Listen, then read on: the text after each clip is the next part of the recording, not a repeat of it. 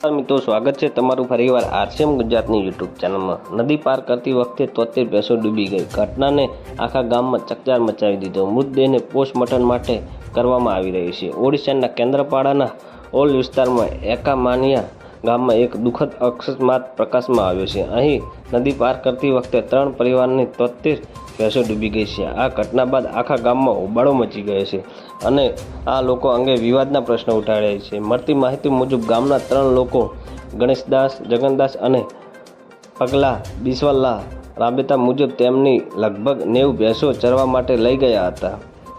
ફરતી વખતે જ્યારે ભેંસો ગાલિયા નદી પાર કરી રહી હતી ત્યારે અચાનક નદીમાં પ્રવાહ વધી ગયો। જોરદાર પ્રવાહ ફસાઈ જવાથી ભેંસો આગળ વધી શકી નહીં અને એક પછી એક ડૂબવા લાગી। થોડી જ વારમાં 73 ભેંસો મોત થયા। જી હા મિત્રો, ગ્રામજનોને આ આશંકા વ્યક્ત કરી છે। આ ઘટના પછી ગામમાં અનેક પ્રકારની શંકા ઊભી થઈ છે। એક સાથે આટલી બધી ભેંસો મૃત્યુ લોકોને અસામાન્ય લાગતું નથી। કેટલાક લોકો માને છે આ કદાચ નદીનું પાણી ઝેરી બની ગયું છે। તો મિત્રો, ન્યૂઝની સતત જાણકારી મેળવવા માટે અમારી ચેનલને લાઇક, શેર અને સબસ્ક્રાઈબ કરી લેજો। ધન્યવાદ। જય હિન્દ।